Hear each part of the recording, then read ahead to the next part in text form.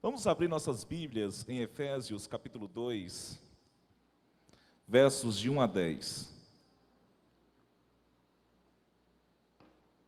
Efésios, capítulo 2, versos de 1 a 10. Este texto em Efésios é, em minha opinião, o melhor texto para explicar o Evangelho. Esse texto, ele nos transforma e nos dá uma nova vida em Cristo. E a intenção nessa noite é para que nós possamos analisar, repensar sobre o que o Deus tem feito em nossas vidas e a condição que eu tenho estado, mesmo estando dentro da igreja. Efésios, capítulo 2, versos de 1 a 10. Ele vos deu vida, estando vós mortos nos vossos delitos e pecados, nos quais andaste outrora, segundo o curso deste mundo, segundo o príncipe da potestade do ar, do espírito que agora atua aos filhos da desobediência, entre os quais também nós andamos outrora, segundo as inclinações da nossa carne, fazendo a vontade da carne e dos pensamentos, e éramos, por natureza, filhos da ira, como também os demais. Mas Deus, sendo rico em misericórdia, por causa do grande amor com que nos amou, e estando nós mortos em nossos delitos, nos deu vida juntamente com Cristo. Pela graça sois salvos. E juntamente com Ele nos ressuscitou e nos fez assentar nos lugares celestiais em Cristo Jesus, para mostrar nos séculos vindouros a suprema riqueza da sua graça, em bondade para conosco em Cristo Jesus. Porque pela graça sois salvos mediante a fé, e isto não vem de vós, é dom de Deus, não de obras, para que ninguém se glorie, pois somos feitura dele, criados em Cristo Jesus para boas obras, as quais Deus de antemão preparou para que andássemos nelas. Pai, em nome de Jesus, que o Senhor venha falar através de mim nessa noite, que eu possa ser boca do Senhor. Ó Deus, quebranta os nossos corações para entender a Tua mensagem. Ó Pai, em nome de Jesus, ó Deus, prepara os corações dos meus irmãos aqui. Prepara, ó Deus, a minha boca, para que eu possa falar aquilo que vem do Senhor e não de mim. Em nome de Jesus, amém. Há alguns anos eu vi um documentário de alguns pássaros que estavam presos, estavam sendo contrabandeados. Porém, a polícia, junto com algumas organizações não governamentais, eles chegaram naquele ponto e libertaram os pássaros. Mas algo me chamou a atenção, e de muitas pessoas que assistiram aquele documentário. Tinha um pássaro que ele continuou querendo ficar na gaiola, e a gaiola aberta, ele não saía de dentro da gaiola.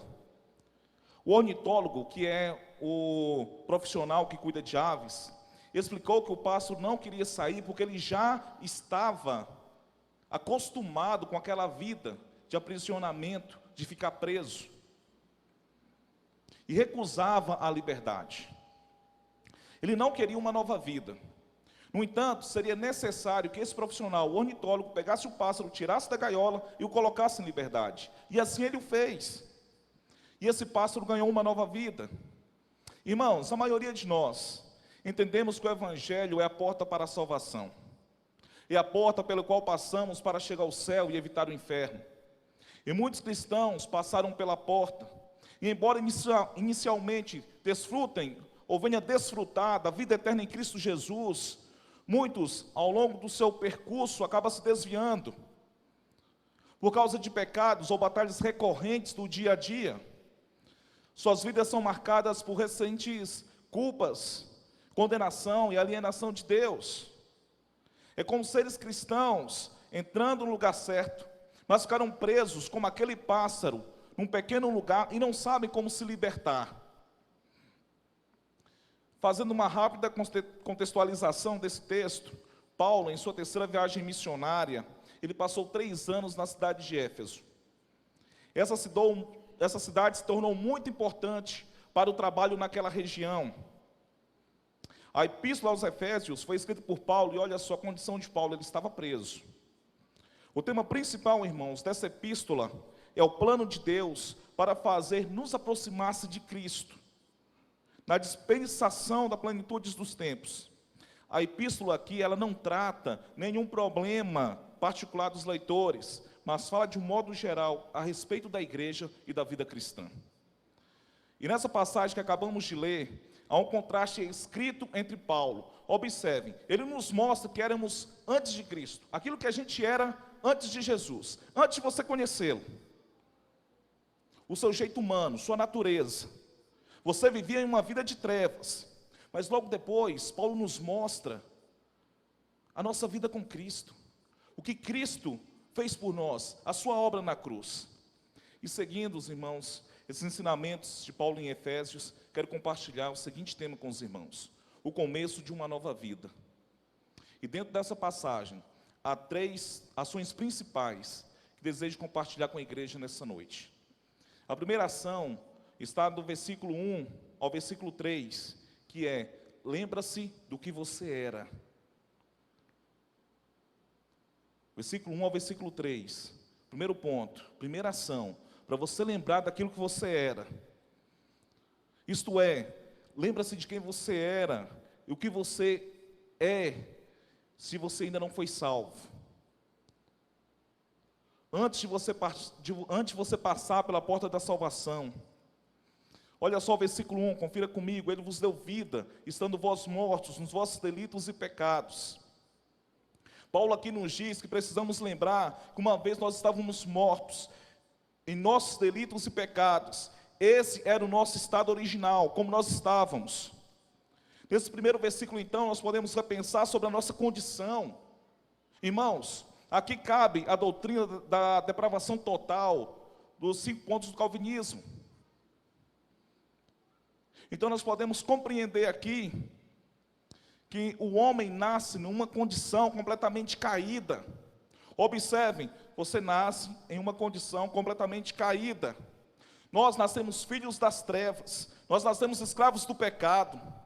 E ele não tem condição, quando a gente nasce, a gente não tem condição de servir. Nós não temos condições de querer agradar a Deus. Porque as nossas atitudes, nossos pensamentos, nossas ações, elas só querem agradar o diabo. Irmãos, abram a Bíblia em Jeremias capítulo 17, versículos 9 e 10. Jeremias capítulo 17, versos de 9 a 10.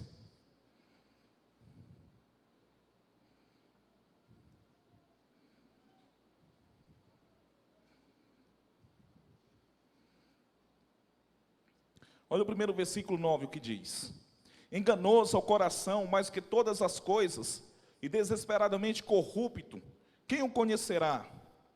Você pode repetir comigo esse versículo? Enganoso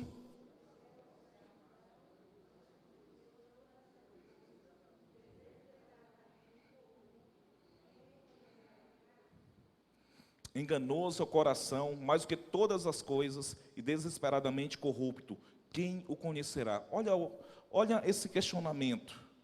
Quem o conhecerá? No versículo 10, Deus responde: eu, Senhor, esquadrinho o coração, eu provo os pensamentos, e isto é para dar a cada um segundo o seu proceder, segundo o fruto das suas ações. Quando nós nos encontramos dessa forma, tudo que nós desejamos são os desejos da carne.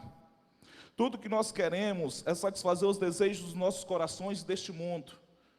Só que Deus sonda e nos conhece.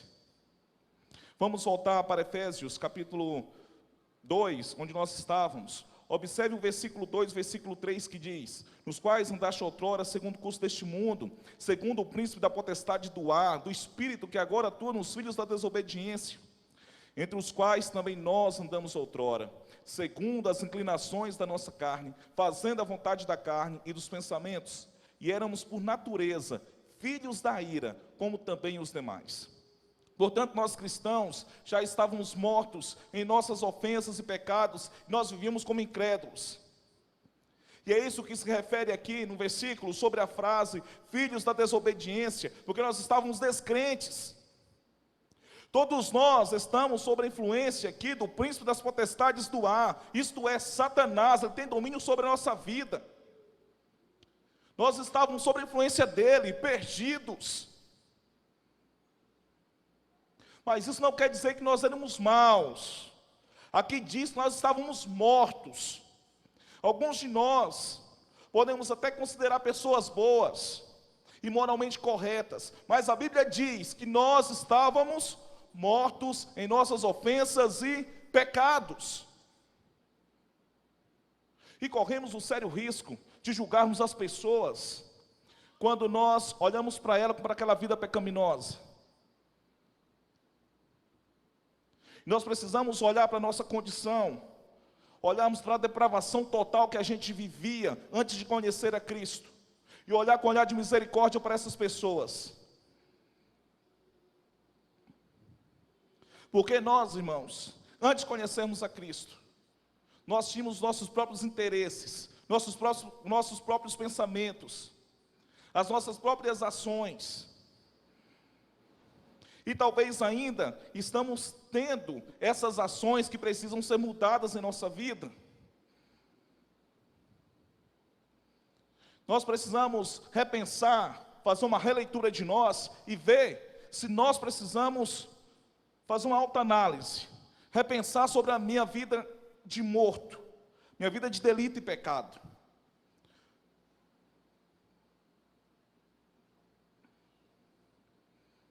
Eu posso citar aqui alguns exemplos básicos, que muitas vezes nós podemos estar vivendo. Às vezes nós estamos na igreja, mas nós não estamos em Cristo. Às vezes nós estamos aqui, mas a gente não está com Ele. Então eu preciso fazer uma análise e repensar sobre a minha vida de pecado. Sabe por quê, irmãos? Falar de pecado não é fácil, o pastor Ney não sabe disso. Porque quando a gente fala em pecado, a gente toca em feridas. A gente mexe em cicatrizes mal curadas, que precisam ser curadas. Então, o pecado muitas vezes tem se tornado normal em nossas vidas. Nós estamos acostumados com o pecado. Peca tanto, faz sempre a mesma coisa, que aquilo acaba sendo natural. Muitas vezes, o meu erro, o meu pecado, eu mesmo já começo a acreditar nele, que ele me santifica. Só que eu quero citar alguns exemplos aqui para os irmãos. Primeira pergunta que eu quero fazer para os irmãos: você e Deus, como estão andando? Como está o seu relacionamento com aquele que te deu a eternidade? Deus tem sido prioridade em sua vida? Você tem buscado o seu reino em primeiro lugar e descansado, sabendo que todas as outras coisas serão acrescentadas? Isso Mateus capítulo 6, versículo 31. Como está o seu relacionamento familiar? Como está o seu relacionamento com seu cônjuge? Com seus filhos? Está tendo tempo para eles?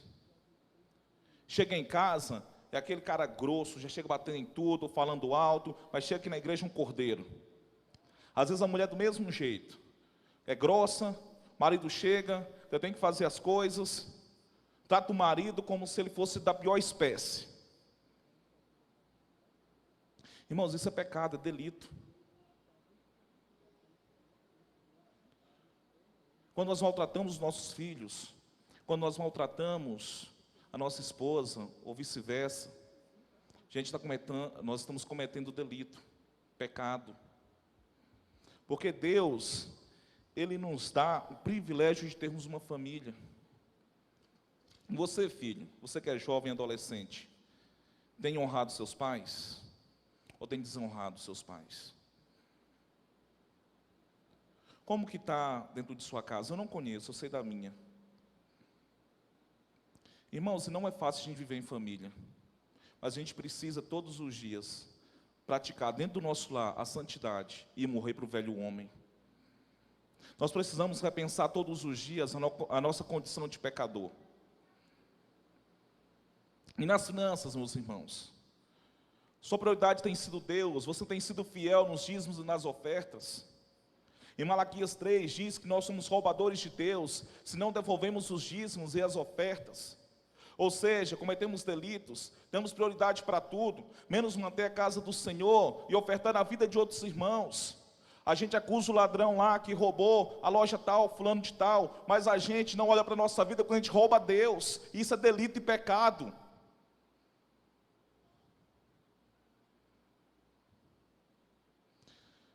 Esses são pequenos exemplos, irmãos.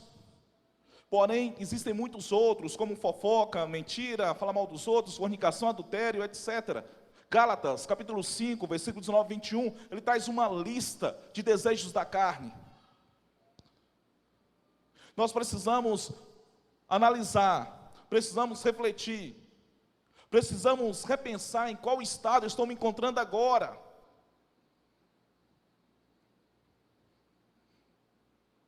Um dos sinais de maturidade cristã é a crescente consciência do pecado. Para o cristão, irmãos, guardem isso. Para o cristão, quanto mais crescemos em Cristo, mais percebemos o quanto nós somos pecadores. Vou repetir, um dos sinais da maturidade cristã é a crescente consciência do pecado. Para o cristão, quanto mais crescemos em Cristo, mais percebemos o quanto somos pecadores. Nós precisamos crescer na nossa consciência do pecado. Isso se chama-se maturidade espiritual. Muitas vezes a gente encontra muitas pessoas, eu sou maduro espiritualmente, eu tenho maturidade, faz análise de tudo, mas da sua vida não faz. E se formos honestos, nós vamos admitir que nenhum de nós faz essas coisas de maneira consistente e perfeita. E para agradar a Deus, nós precisamos fazer essas coisas perfeitamente. E não fazemos essas coisas perfeitamente porque somos, por natureza, filhos da ira. Pecar, irmãos, é a nossa natureza. Nascemos com essa condição. Abram em Salmo, capítulo 51, versículo 5. Salmos, capítulo 51, versículo 5.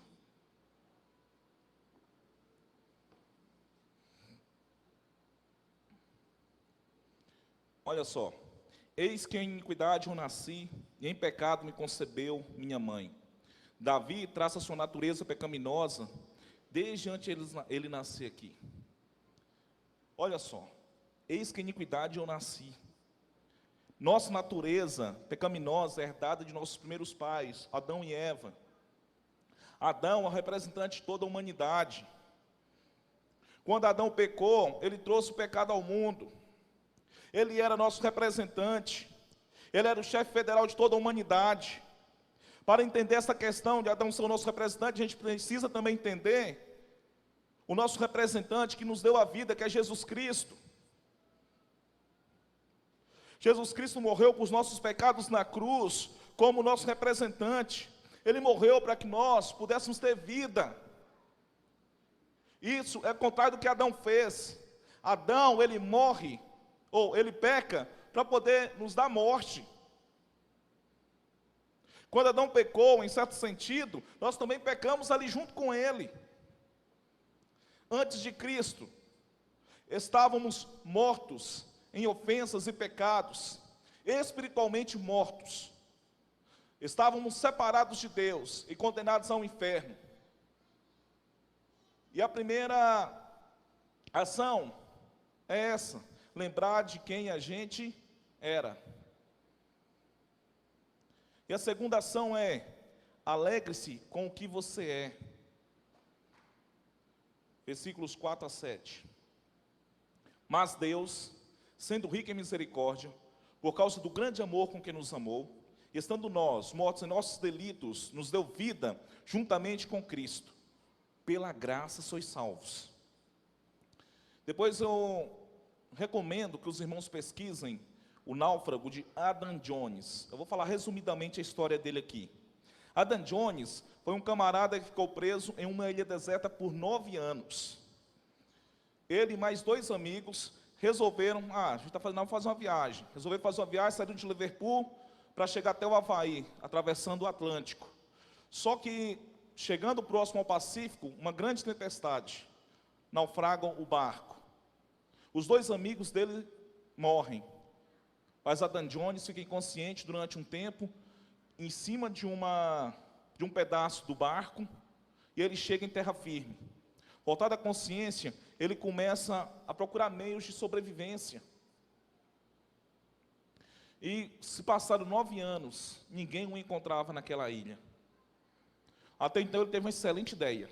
Espera aí, eu vou fazer um buraco profundo, vou escrever bem grande, SOS ou Help, quer dizer socorro. Ele escreve, esperando que algum avião passasse para ver aquele nome. Só que não sei porque nenhum avião passa, e ele foi achado através de um garotinho que buscou no Google Earth, pesquisando imagens e tal, ele viu lá no mapinha o pedido de socorro. Então aquele garotinho vai e manda para as autoridades aquele pedido de socorro. E eles vão analisar, mandaram o avião para aquela ilha.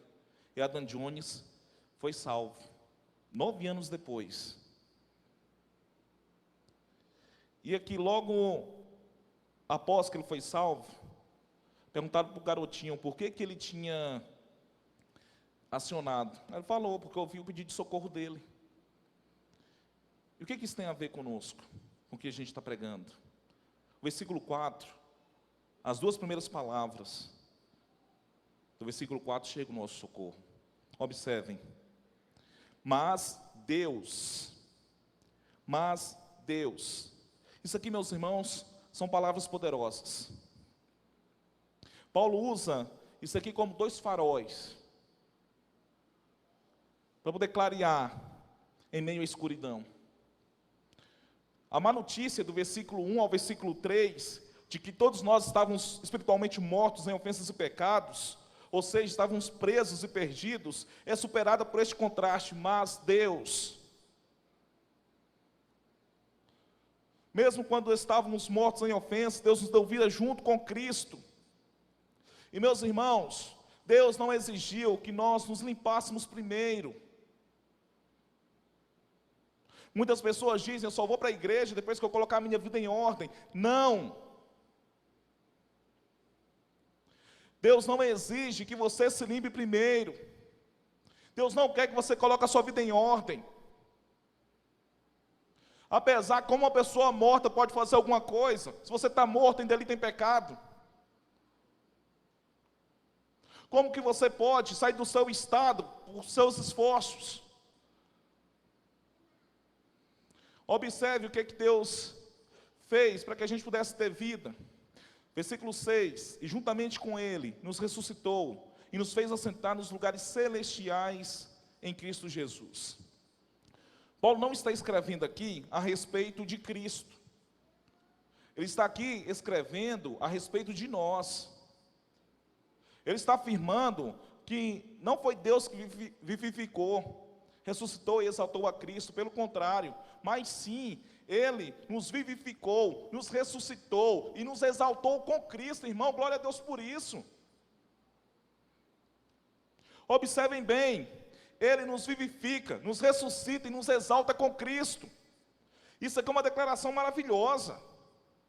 Em certo sentido, aponta para frente. Paulo está dizendo o seguinte, que nós podemos ter certeza de que iremos para o céu, que quando nós morremos, estaremos nos lugares celestiais em Cristo Jesus. Não está apontando, irmãos, não é só para frente não, está apontando para aqui agora, isso é certeza da salvação. Paulo escreve como se nós já estivéssemos sentados nos lugares celestiais com Cristo. Irmãos, essa é a certeza da salvação que nós precisamos ter. Deus nos salva para mostrar sua graça, versículo 7, acompanhem comigo. Para mostrar nos séculos vindouros a suprema riqueza da sua graça, em bondade para conosco, em Cristo Jesus.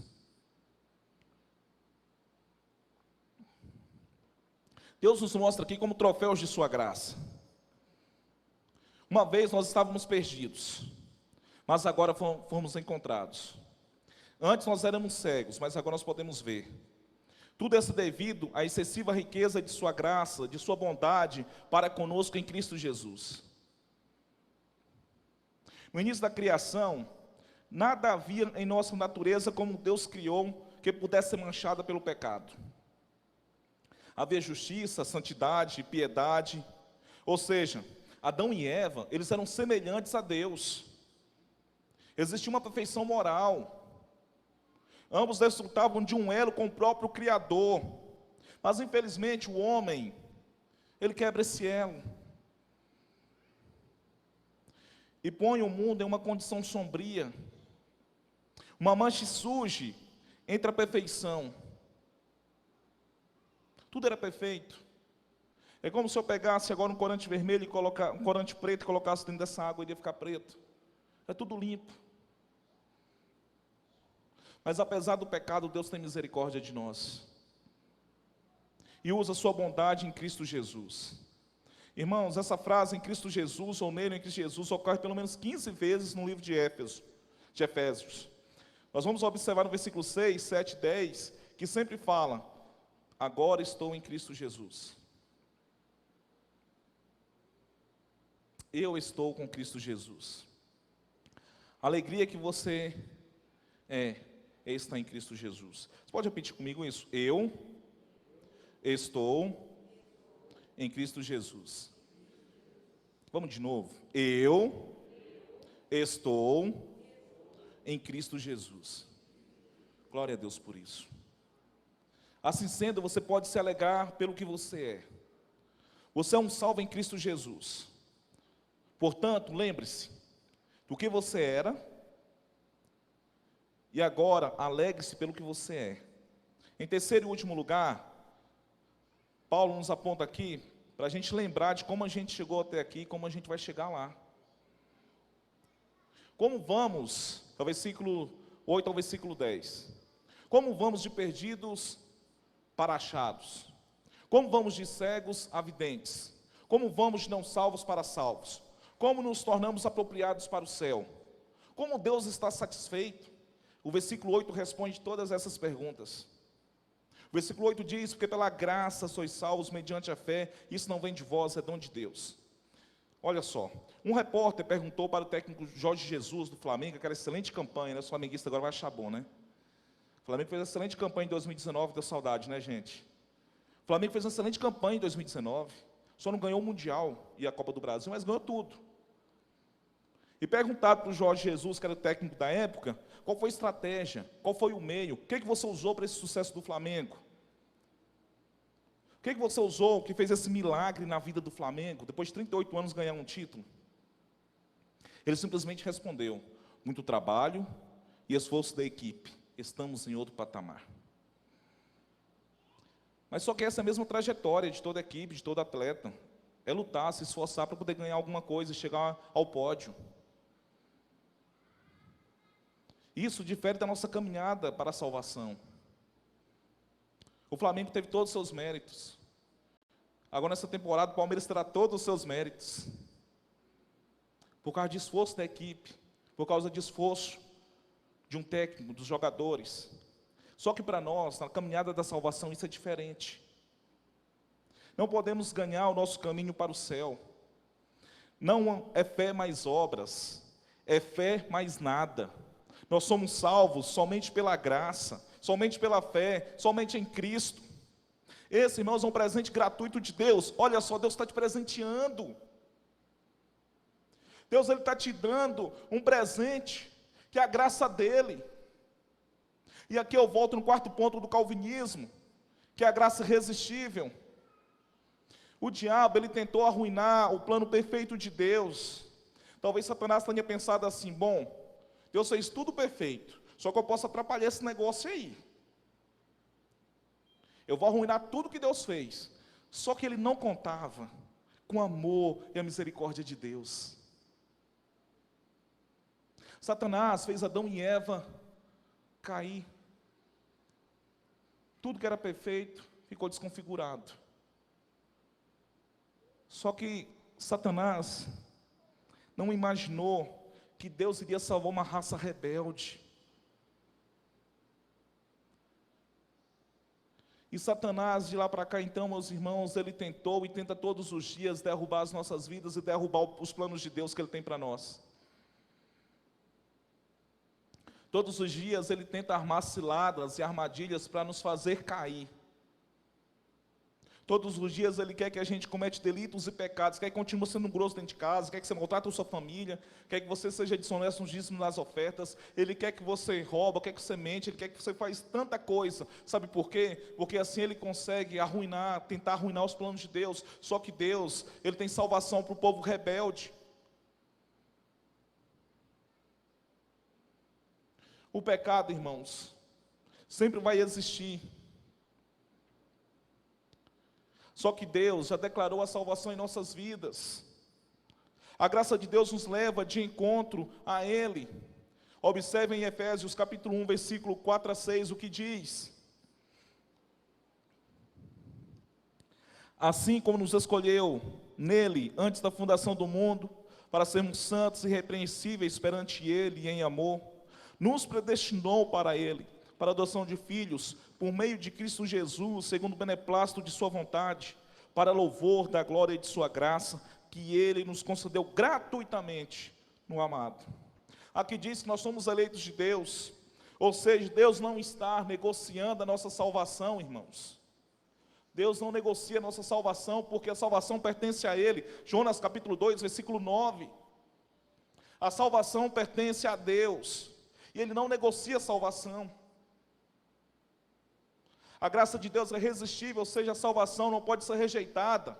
A palavra graça aqui, meus irmãos, observe, ela é libertadora, porque nós não tínhamos condições nenhuma de adquirirmos a salvação, não pelos nossos esforços, mas unicamente por uma ação, ou um favor de Deus ao homem. Algo que nós não merecemos é a salvação. Só que Deus, com seu Espírito Santo, operando em nós, trabalhando, ardendo, Ele nos move em direção a Ele. Observem que não é os seus esforços. Nós precisamos nos arrepender dos nossos pecados e nos render aos pés do Senhor. Tudo isso é obra da graça de Deus. É o Espírito Santo nos convencendo, nos movendo a Ele. Versículo 9, versículo 10 diz: não de obras para que ninguém se glorie, pois somos feitura dele, criados em Cristo Jesus para boas obras, as quais Deus de antemão preparou para que andássemos nela. É aqui que entram as boas obras. Irmãos, nós não somos salvos por boas obras. Os espíritas, eles pregam que a gente tem que fazer as caridades, as bondades. Não, a gente não é salvo pelas boas obras. Somos salvos para as boas obras. Não somos salvos por ela, mas nós somos salvos para as boas obras. Ou seja, Deus nos salvou da penalidade do pecado, para que a gente pudesse viver uma vida plena na eternidade, mas que também a gente pudesse trazer pessoas para glorificá-lo. A sua vida tem que ser assim. Você tem que trazer pessoas, boas obras, o evangelho da salvação. Deus faz a boa obra em nós. Nós somos sua obra. E a palavra grega aqui, irmãos, que é traduzida como obra, presta atenção nisso, isso é lindo. É a palavra poema, da qual extraímos, poema, poesia. Somos o poema que Deus está escrevendo. Somos a obra-prima da misericórdia de Deus.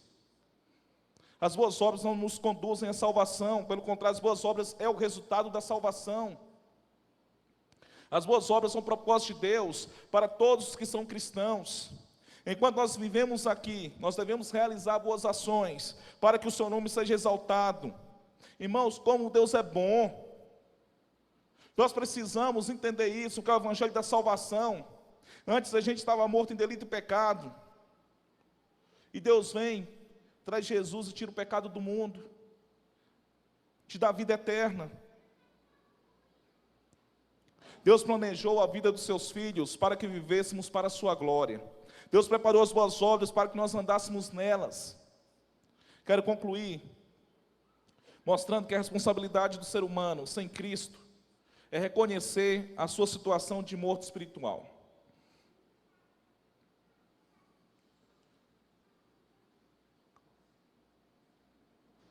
Está convicto está convicto de que está separado e perdido sem Cristo, que é necessário abrir-se para a graça divina, desejando mudar de vida, arrepender-se dos seus pecados,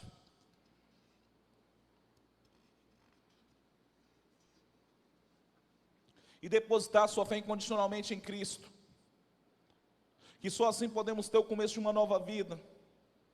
Meus irmãos, nós precisamos entender o Evangelho da salvação e todos os dias praticar isso em nosso coração, em nossa vida, no nosso lar. Todos os dias Satanás vai tentar arruinar os planos de Deus. Quero concluir também mostrando que a responsabilidade do ser humano com Cristo, Itami Neves diz, reconhecer que a graça divina é a causa fundamental de experimentar a nova vida. Valorizar o amor, a misericórdia, a vontade divina e a vivificação. Tirando-o da morte para lhe dar a vida. Viver seguro da nova posição em Cristo Jesus. Basear sua vida na graça divina. Viver pela fé, o projeto de vida preparado por Deus e disponibilizar-se para as obras com o objetivo de glorificar a Deus unicamente. Quero trazer 3 aplicações para essa noite. Aplicações para o começo de uma nova vida. Primeiro, reconhecer os nossos pecados. Fazendo uma autoanálise de quem eu sou, quem você é. Como que você entrou aqui nessa noite? Qual é a sua condição e seu estado? Eu estou na igreja, mas estou em Cristo? Ou se os meus pecados, meus delitos, minhas iniquidades têm me matado e me levado para longe dele? Segundo, procure ser diferente em seu lar, com sua família, no seu trabalho, dê prioridades para as coisas de Deus, seja fiel em quaisquer circunstâncias ou lugar, mostre sinais de que realmente você tem uma nova vida. As pessoas precisam olhar para você e falar assim, esse cara tem algo diferente, essa mulher tem algo diferente, que alegria contagiante, o que você tem? É o seu testemunho. Se você é salvo, se disponha para o serviço, faça as boas obras para glorificar o nome de Cristo. Temos tantas lacunas aqui no serviço da igreja. Irmãos, a gente precisa de gente para trabalhar com os adolescentes, precisamos de gente para trabalhar no Conexão Kids, trabalhar com os jovens, precisamos de gente para trabalhar com homens da igreja, precisamos de gente para trabalhar com as mulheres, precisamos de gente para trabalhar com ação social, com missões. Se você é um salvo, e essa mensagem falou com você, se disponha para o serviço, preenchem essas vagas que existem lacunas, procure um líder e ofereça ajuda. Irmãos, não fique só sentado, disponha a servir. Primeiro ponto, lembrar de quem a gente era. Segundo, alegrar pelo que a gente é. Terceiro, lembrar de como a gente chegou aqui.